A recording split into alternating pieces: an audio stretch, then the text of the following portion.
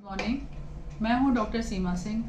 मैं breast cancer और gynae oncology cancers को ही डील करती हूं। बहुत बार ओपीडी में हमारे सामने ये क्वेश्चन आता है, जब कोई फीमेल आती है ओवरी में गांठ लेकर के या ब्रेस्ट में गांठ लेकर के, और जब हम उनसे हिस्ट्री लेते हैं तो हमें ये दिखता है कि 10 साल पहले या 15 साल पहले उन्होंने IVF जैसे फर्टिलिटी के लिए ट्रीटमेंट लिया था।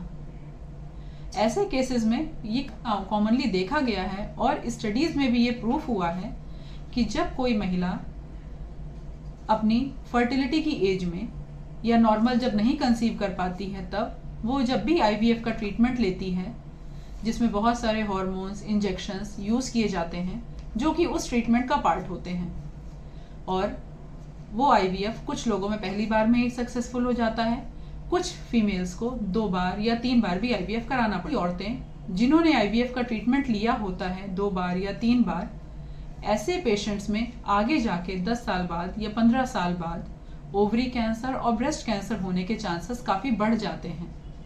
ऐसी कई स्टडीज हैं जिनको आप नीचे दिए हुए लिंक पे जाके देख सकते हैं।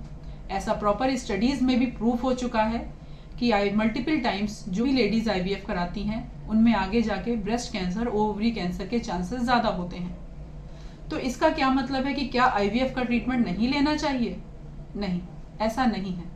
IVF का ट्रीटमेंट लीजिए, लेकिन IVF का ट्रीटमेंट का प्रोसेस कंप्लीट होने के बाद अपने आप को, ऐसी फीमेल्स को कैंसर स्क्रीनिंग प्रोग्राम में इनरोल कर लेना चाहिए और साल में 2 बार अपने ब्रेस्ट और ओवरी की जांच करवानी चाहिए।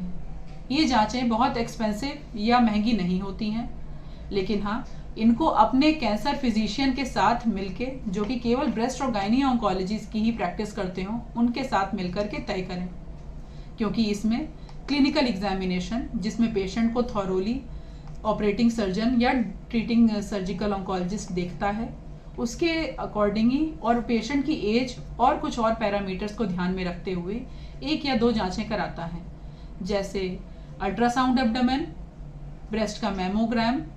लेकिन ये जांचें हमेशा क्लिनिकल एग्जामिनेशन के बाद ही होनी चाहिए।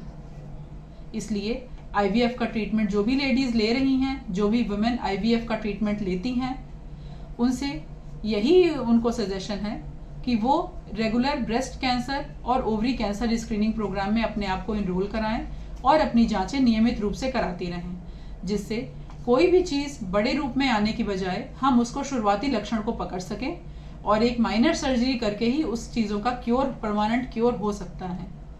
Thank you.